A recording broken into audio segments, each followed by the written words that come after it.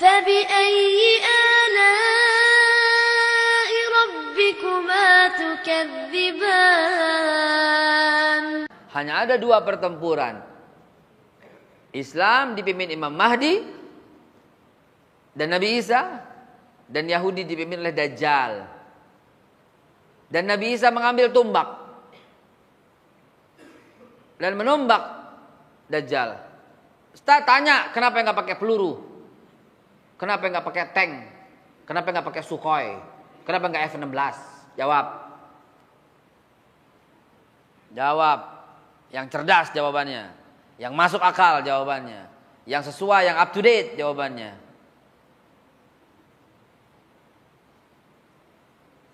Mereka semua terbang dengan kompas, saudaraku. Tanpa kompas mereka nggak bisa terbang. Bagaimana?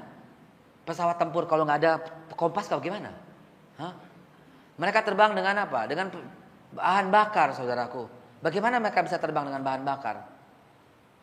Ketika matahari terbit dari barat, mana ada lagi kompas? Mana bisa tuh jalan pesawat-pesawat tempur? Mana bisa jalan tank-tank itu?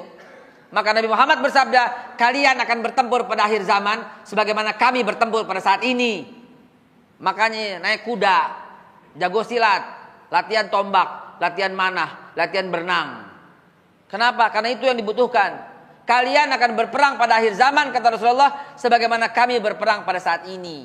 Rasulullah tahu tuh ngomongan itu, karena kalian akan hebat. Wal adiyati dhabha. Apa artinya coba? Demi pesawat Sukhoi yang memancar. Beneran Ji. Quran up to date. Karena pesawat wal adiyati dhabha itu demi kuda perang yang melesat dengan cepat.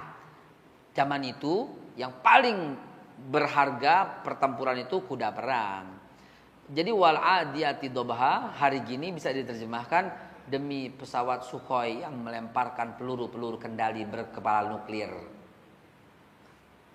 Nggak zaman lagi, zaman nanti. Mati semuanya, nggak bisa bertempur, seonggokan begitu. Apalagi dengan dunia yang saling boykot sana, boykot sini, boykot sana, boykot sini. Rusia boykot Indonesia, pesawat Sukhoi-nya nggak bisa jalan. Amerika boykot kita, F-16-nya jadi barang rongsokan. Indonesia juga memboykot minyak bumi untuk Amerika dengan terpilihnya laknatullah alaih. Siapa presiden yang akan terpilih?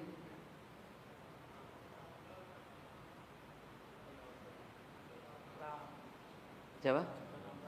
Donald Trump. Ya, akan terpilih. Mudah-mudahan. Saya doakan. Kenapa? Kan dia terjanji kalau terpilih dia akan tidak boleh Islam masuk ke Amerika. Toh. Dia ikut akhir zaman. Dia juga tokoh akhir zaman itu.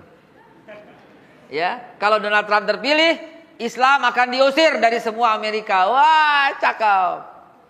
Dan Amerika tidak satu pun orang Islam yang tinggal di Amerika. Wah, keren. Ya, keren. Kenapa? Gampang hancurinnya. Bagi Allah Subhanahu wa taala. Kan Allah suka pengen hancurin kagak jadi. Ada orang taat gitu. Enggak? Ya Allah, jadikanlah Donald Trump sebagai presiden Amerika. Amin ya rabbal alamin. Biar diusir-usirin orang Islam yang ada di Amerika. Biar nanti dibalas. Nanti dibalas. Malaysia marah. Orang Amerika usir keluar. Nah, Indonesia marah, usir keluar. Nah, main boykot-boykotan. Mereka nggak bisa jalan. Kenapa? Orang Saudi marah, semuanya minyaknya di stop ke sana. Wah, akhir zaman udah tampak dengan hadirnya Donald Trump. Amin ya rabbal alamin. Ya, lalu kemudian pesawatnya nggak jalan. Benar sabda Rasulullah. Kalian akan bertempur sebagaimana kami akan bertempur. Dan Nabi Isa mengangkat tumbaknya dan menumbak Dajjal, dan kalian akan menyaksikan Dajjal itu sebagaimana pisau panas menyentuh mentega, kata Rasulullah SAW. Pisau panas menyentuh mentega bagaimana? Cas, gitu loh. Cas, begitu. Dan itulah tertumbaknya Dajjal oleh Nabi Isa alaihissalam. Cas, dan hancur lebur berantakan, dan Islam kemudian berjaya. Dan Islam berjaya di bawah pimpinan Imam Mahdi hanya 7 tahun, kata Rasulullah. Lalu kemudian dipimpin Nabi Isa selama 40 tahun. Imam Mahdi nggak ada, Nabi Isa nggak ada, maka Allah akan meniupkan angin. Angin itu halus, terhirup, dan wafatlah orang-orang mukmin dan tinggallah orang-orang yang tidak mukmin. Masih hidup tuh, Ahoker hidup ntar itu. Loh iya, Ahoker hidup. Ya, nggak mati dia, ya karena nggak termasuk mukmin. Ustadz ngomongnya begitu, biarin. Lu dalilnya ane nggak berlawankan Al-Quran, ane nggak melawan Al-Quran. Allah bilang dalam surat Al-Maidah 51, la tattakhizunal yahud walan nasara. Nggak boleh angkat Yahudi dan Nasrani sebagai pemimpin. Tapi kan ada dia jalanan jadi bagus, Pak. Iye, gue tahu. Kan gaji-gaji orang Pemda naik, Pak. Iye, gue tahu. Tapi ini bukan urusan dunia. Ente sholat, batal sholatnya, apa yang terjadi? Sholat ulang. Ente wudhu, kentut, apa yang terjadi? Wudhu lagi. Ente puasa, men, apa yang terjadi? Ganti ntar setelah nggak men. Ente mukmin, pilih pemimpin non Islam, apa yang terjadi? Batal Islamnya. Habitat amaluhum, habis semua amalnya. Enak emang. Karena ini urusan akidah. Itu ujian bagi Allah. Kan nggak banjir, Tat. Iya, nggak apa-apa, nggak banjir. Tapi kalau banjir maksiat bagaimana? Kan jalanan lancar, iya. Tapi kalau akidah lo nggak lancar bagaimana? Jadi itu urusan akidah. Ya. Jangan bawa-bawa saya ke politik lah. Anak ke bawa-bawa politik mulu, itu urusan lu deh. Yang penting bina keluarga lu yang benar, cari duit yang benar, ya jaga keluarga gitu ya. Biarkan. Asal nanti pada nggak usah teriak-teriak, dukung sana dukung sini. Asal ntar di bilik suara, kita bersaksi kepada Allah Subhanahu Wa Taala, ya Allah, saya hanya memilih orang Islam ya Allah. Walaupun mereka membuat saya kaya, walaupun mereka mengasih uang yang banyak, uangnya udah saya terima ya Allah. Gak apa-apa, uang udah saya terima ya Allah buat anak bini, tapi saya nggak rela memilihnya gitu loh. Saya akan pilih orang Islam saja ya Allah. Itu aja udah nggak usah ribut-ribut ya. Paham? Udah jelas? Itulah akhir zaman saudaraku.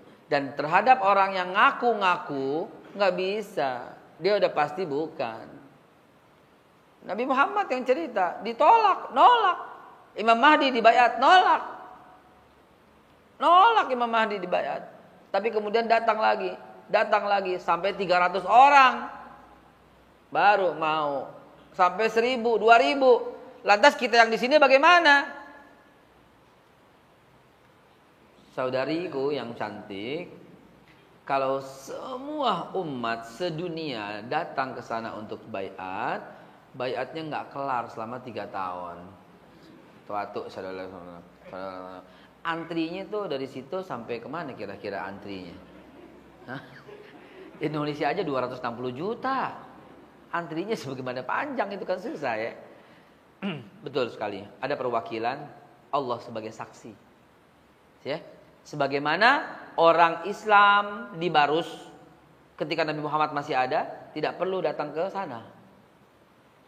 Satu cerita yang mengakhiri kisah ini adalah Uwais Al-Qarni.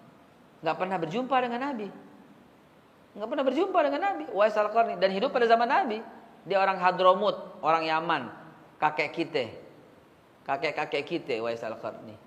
Ya, dia nggak pernah jumpa dengan Nabi. Tapi mulianya Masya Allah.